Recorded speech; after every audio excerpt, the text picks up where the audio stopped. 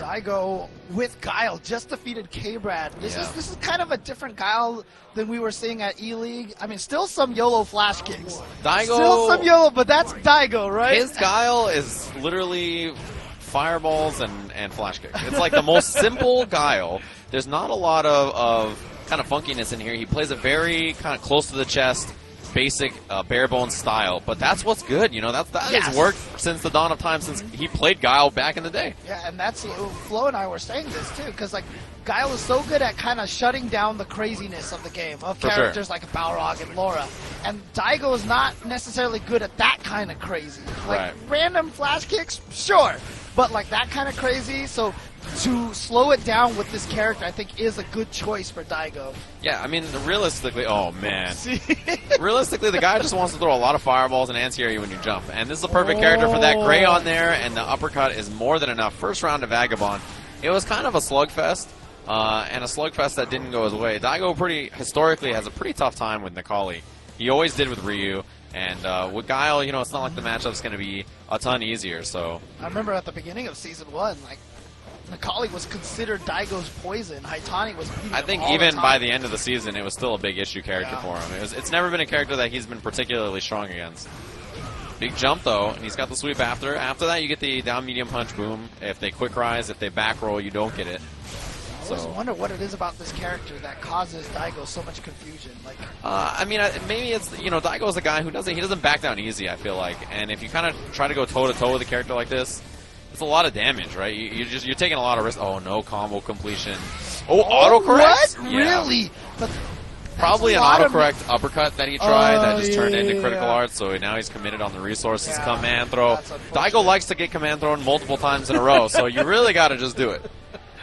Yep. You got to grab him by the Crocs and throw that man back downwards into some different shoes. Like, that's the way you got to do it. Sure enough, he blocked the second time. Had he gone for another command throw, it would have worked. But you know what? Maybe Daigo was saying, oh, Vagabond probably saw that, and so he's going to go for for the I think Daigo doesn't even remember it happened. To be honest with you, I bet you Daigo doesn't even remember that he got command thrown that many times. It's been a while, you know. He's busy shepherding the FGC into the future, you know, collecting all his sponsors. For HyperX and Cygames and Beast, which is his own brand, of course. Pressure now, activation on block, and Daigo, I think Vagabond was looking for a flash kick or a V-reversal, but didn't come out. One jump will do it. All he needs is one good jump over a boom. Activation. Oh, that connected. Okay. And he goes for the flash kick. That's definitely a Daigo combo if I've ever seen one. Okay, that's going to be it right there because he's going to have the critical art on deck. And Daigo looking a little suspect in that first round. A very rare combo completion from Daigo Guile. He is excellent at everything, but the boom combos I feel like are something that he doesn't hit that consistently. Yeah, I don't know if he's practiced the loops as much, but you know what? He's consistently gotten this into the critical art off of the V trigger. So, you know, that's keeping it simple. Yes. Hit medium punch a bunch of times and then one knee into super. I think Daigo can handle that. You'd be surprised. I was watching some matches online. I was studying CFN, and I was a little concerned. I think it's because he plays at home. He plays with one hand, and the other hand he's signing contracts for the new deals that he's got, all the new sponsors.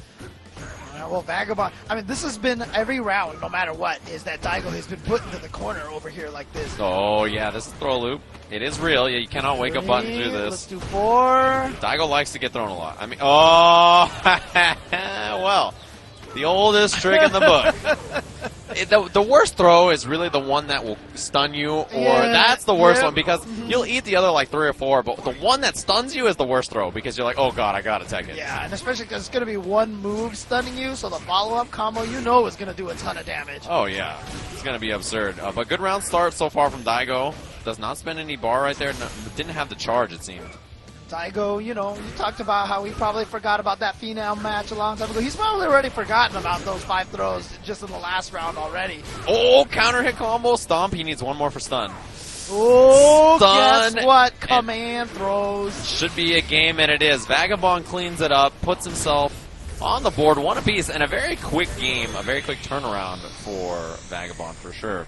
Honestly, I felt like in the first game, I felt like Vagabond kind of had more control of the situation, and Daigo was just able to squeak out a couple of those matches. So yeah, this one kind of went the way I would have more expected. But let's see, you know, Daigo is one of the best at making adjustments.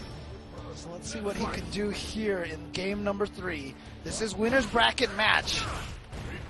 No anti-air from Daigo there. He went from down jab. It's a weird thing. It could have been down fierce, but that's on the opposite side of the joystick. Good read on the Sonic Boom timing. Was able to go through that with the disc guidance and using that V trigger to push him out. That's what Daigo does. Yeah, he really doesn't care for combos or setups or anything. He just wants to get in space. He cares about screen control. Now he has the corner position. Oh boy. Oh, come on, guy. All right, just some pressure there. Keeps it nice and simple. Yeah, I mean, both of these guys not taking throws, and you know, often that's the better decision. But that's why the one that stuns you is the one that gets you all scared. Exactly. Activation. So now Vagabond is very scary. He's got huge damage. Oh, what a punish. He's going to dash up. Yep. He is in range for the combo. We'll see if he goes in after. He does. Nice. If you quick rise, you still get him. Yeah. Well, what did he try? You know that boom was going to be there. Maybe he tried to do I'm not sure what he tried in that situation. Yeah, that's very surprising to me that he just got hit. A couple of weird buttons there from Vagabond as well. Punish. Oh, yep. Big punish. I like nice. it. Using the fierce button as a punish as well. Yeah, I was expecting maybe a down medium punch, but that was a better choice. Yeah, trade. And you know, that trade in terms of resources is probably okay with Vagabond because he gains some V gauge. Yeah. Jump out of there. Nice. Don't want to get clipped by that upside down. Okay, got the charge in time, has a flash kick, gets the meter combo, goes in for the throw. Oh, he went for it again, but Vagabond using the forward jump. Oh, super? Yeah, go right through. That's what the freeze frame is for. Big damage on this, and Vagabond's going to about tie things up here. I have a little lead. Oh, the throw bait. Yeah. Oldest trick in the book. And, yeah, he cornered himself, though, versus Daigo, who still has a lot of resources. Oh, but just hitting the buttons, I think Daigo that time thought it was going to be the throw again. Yeah, we're not sure what he tried. Maybe, I mean, it could have been any kind of counter poke attempt. He thought he was out of range. And so now he's got screen space to work with. He's got critical art on deck. Yeah, that's the dangerous part right now, is even though they're even in rounds, all these resources are in Daigo's favor. But I feel like if he doesn't spend the meter anytime soon, he's not going to take advantage of that resource lead. Well, sitting on the resources is pretty scary as well. So now that he's throwing that EX, it allows him to, you know, build that additional boom. And he's really committed to these resources. He's building up a little lead, but, you know, Vagabond already has V-Trigger, and he has not lost that much life. Okay, here we go. Now is the mix-up time. One command throw. Yeah, it doesn't get another mid-screen. Ooh, nice. So. Using that backward so-back kick to take out the stand roundhouse.